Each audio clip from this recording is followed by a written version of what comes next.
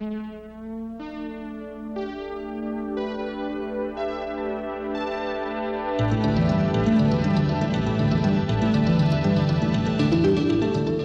is a production of the Chemical Education Material Study.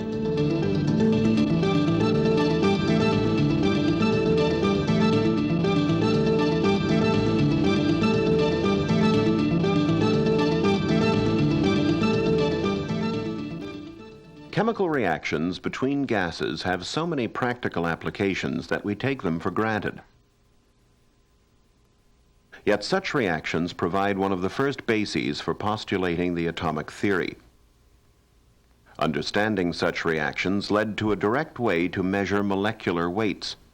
How this was first recognized is an interesting detective story. Let's hear how it goes. We think of gases as collections of particles to explain their similar pressure-volume behavior.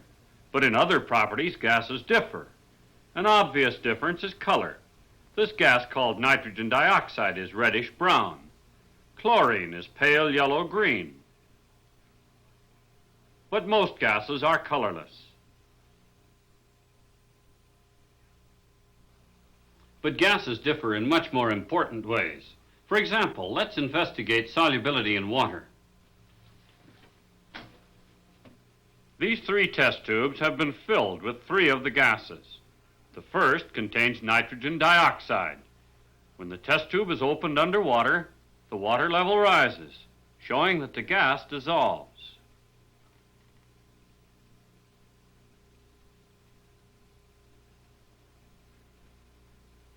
The next test tube contains oxygen.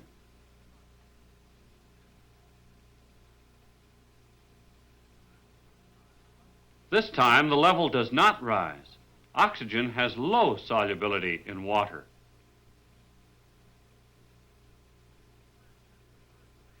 The third test tube contains hydrogen chloride. Hydrogen chloride dissolves readily and rapidly. On the basis of such tests, we have grouped the gases according to their solubilities.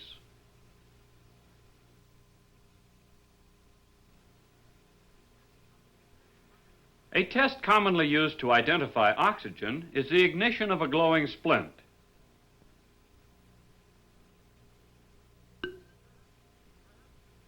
Perhaps we can use this familiar test as a basis for further segregation of these gases.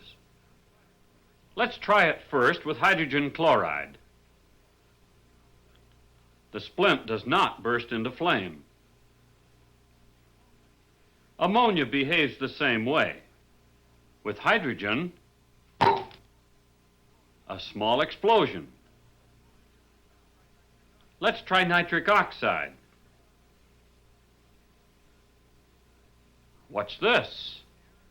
As air enters the bottle, the color changes to a reddish brown, like the color of nitrogen dioxide.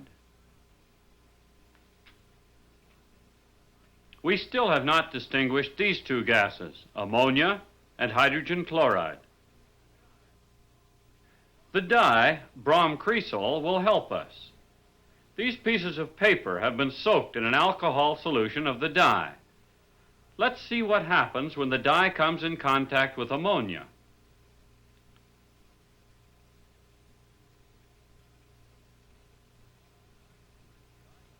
The dye color changes dramatically.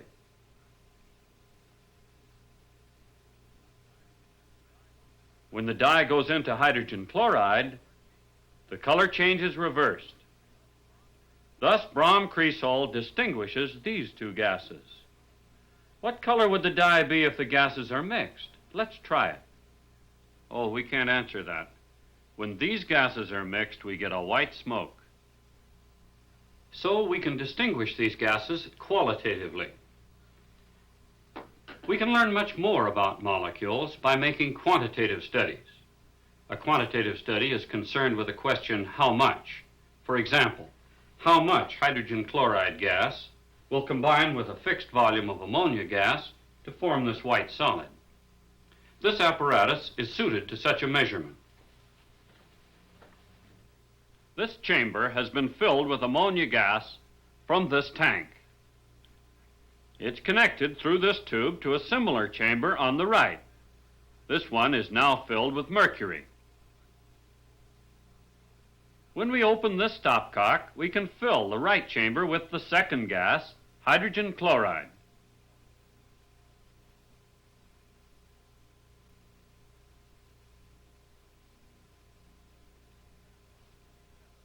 We have more than we need. This leveling bulb controls the pressure in the right-hand chamber. A similar bulb controls the pressure in the left-hand chamber.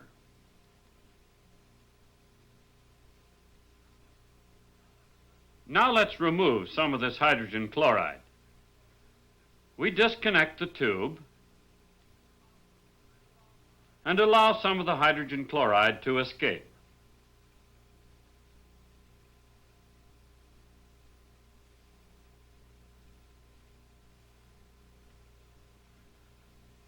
With the pressure adjusted to 1 atmosphere, the reading is 0. Now, let's raise the pressure in the right chamber by lifting this leveling bulb. This will force some of the hydrogen chloride into the left chamber when this stopcock is opened.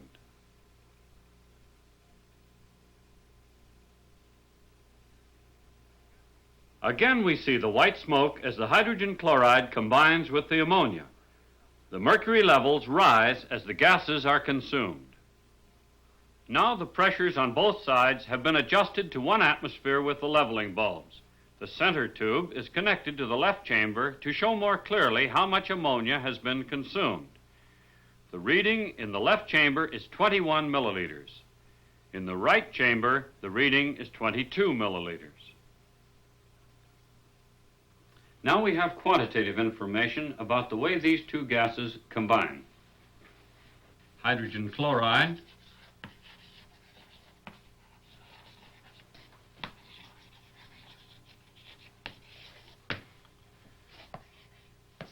(22 milliliters plus or minus 1), and ammonia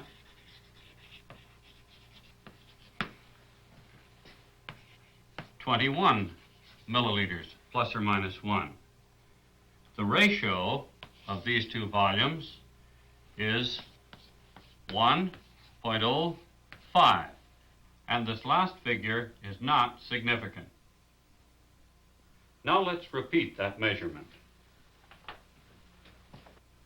The apparatus has been refilled and the levels of the two gases again adjusted to 0.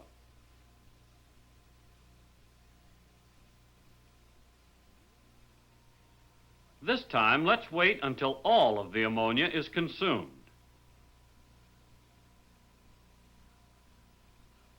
After adjusting the leveling bulb on the right, we can see how much hydrogen chloride was needed. This time, 30 milliliters of hydrogen chloride combined with 30 milliliters of ammonia.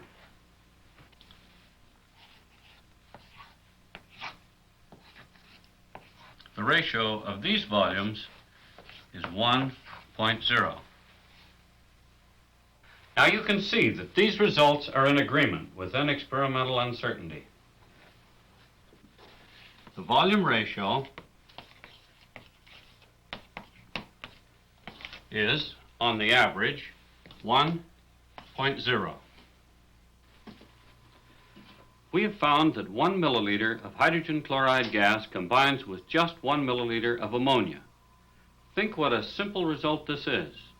It could lead us to wonder whether other gases combine in the same simple volume ratio. This apparatus permits us to mix hydrogen and oxygen and study quantitatively how these gases combine. When we loosen this clamp, hydrogen enters the tube.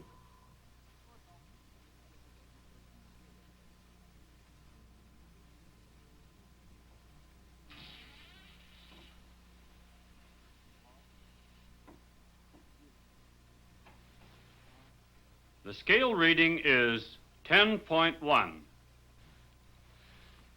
Let's record the data.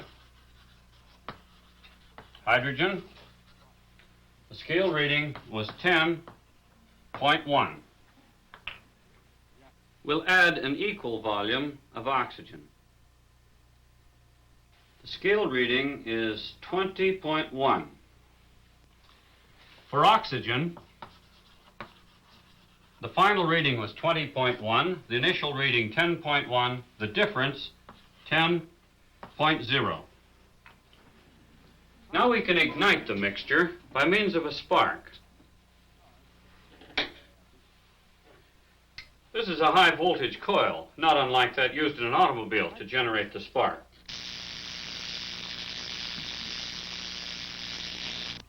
By this wire at the top, we can spark the mixture.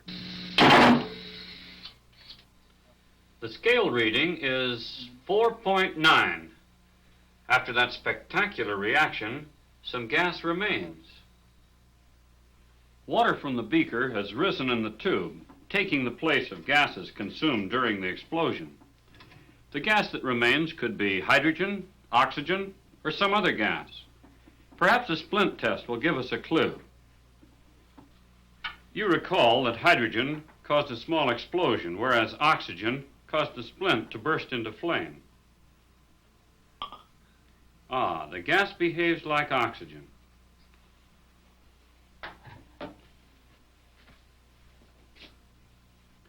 Apparently, only a part of the oxygen was consumed. The volume ratio can now be calculated. Presumably, all of the hydrogen was used. Whereas the difference between 10.0 and 4.9, 5.1, tells how much oxygen was used up.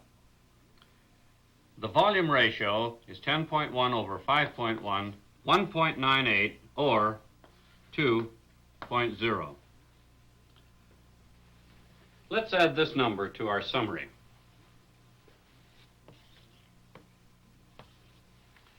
The volume ratios are not the same, but they're both simple. These simple integer volume ratios, 1.0 and 2.0, lead us to wonder whether all gases combine in simple whole number volume ratios. Let's try another example. Remember that nitric oxide combined with air. Let's try that one. These two cylinders have been filled, the right one with nitric oxide, the center one with oxygen, one of the constituents of air. First, we remove the screw clamps.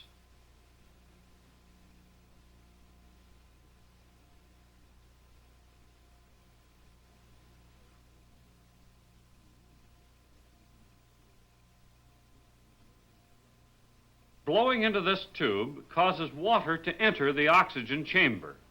This forces oxygen over into the nitric oxide chamber.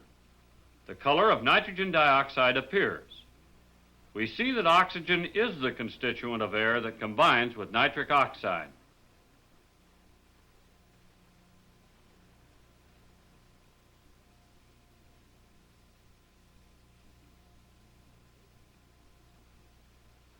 The water continues to enter the oxygen cylinder as long as oxygen remains. Then, when the oxygen is expended, water begins to transfer into the nitric oxide chamber. We see the color of nitrogen dioxide is decreasing. Remember, nitrogen dioxide dissolves in water. As the nitrogen dioxide color disappears, the water transfer ceases. Now the color is gone, and we see that the water level is slightly above the halfway mark.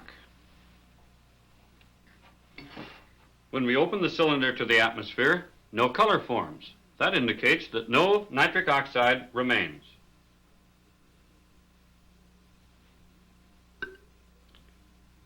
The splint test shows that the residual gas behaves like oxygen. So we see that nitric oxide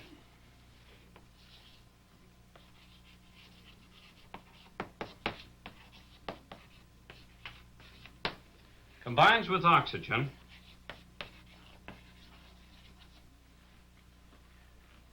and one cylinder of nitric oxide combines with just 0.50 cylinders of oxygen. The volume ratio is 2.0. Once again, we have a simple 2-to-1 volume ratio. There's one more example we can investigate with the gases we have here. Hydrogen combines explosively with chlorine as well as oxygen. We have set up an apparatus for this experiment. The combination of these gases is unpredictable, so we have an explosion shield in place.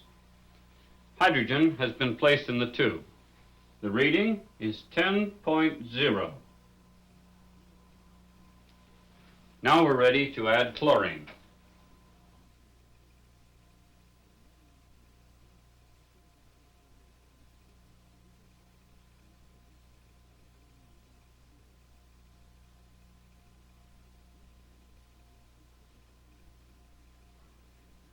We can spark the mixture as we did earlier. The water rose, almost filling the tube. The combination of hydrogen and chlorine gives a substance that dissolves in water. This is one of the tests that show that hydrogen chloride is produced. But our interest lies in the volume ratio. We mixed equal volumes of hydrogen and chlorine. There was no excess of either. The volume ratio is 1.0.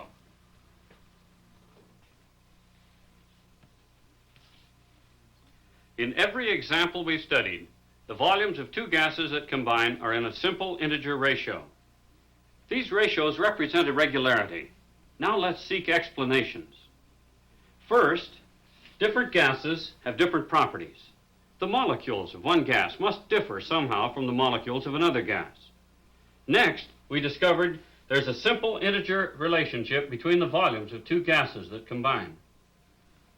A simple explanation of such relationships was first proposed a century and a half ago by an Italian scientist, Amedeo Avogadro. If you wish to discuss at this time what these new facts add to our particle model of a gas, the projector may be turned off now. Then, later, you can compare your ideas with those of Avogadro.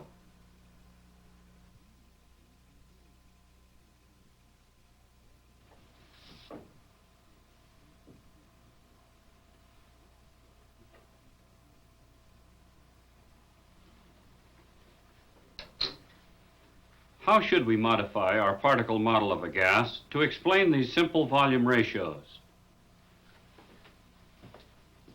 1 volume of ammonia combines with 1 volume of hydrogen chloride.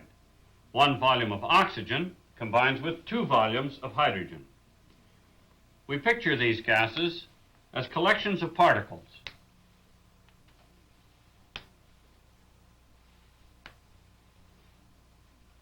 Chemists call these particles molecules. Hydrogen chloride consists of particles or molecules as well.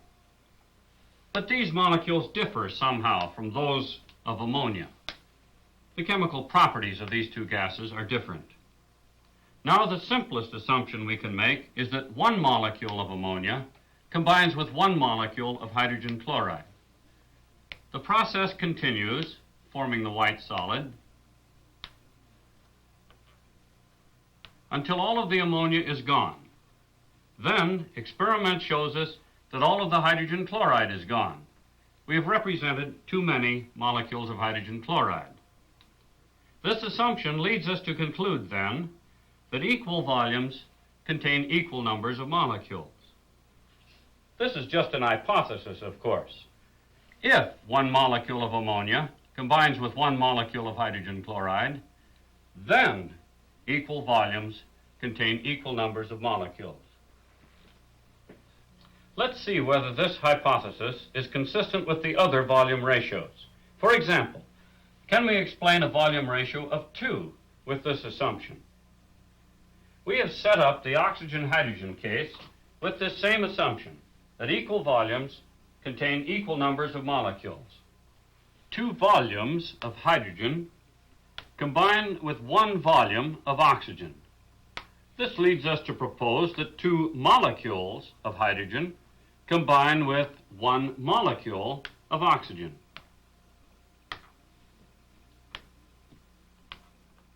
The result is in agreement with experiment. 1 volume of oxygen combines with 2 volumes of hydrogen. Our hypothesis is still useful. This is the explanation that was proposed so long ago by Amedeo Avogadro. Equal volumes of 2 gases at the same temperature and pressure contain equal numbers of molecules. This hypothesis has stood the test of time. Still today, chemists make frequent use of Avogadro's hypothesis. Equal volumes of 2 gases at the same temperature and pressure contain equal numbers of molecules. Avogadro first made this proposal in 1811. Today, this hypothesis furnishes a cornerstone of our understanding of the reactions of gases. One wonders if Avogadro realized how far his ideas would go.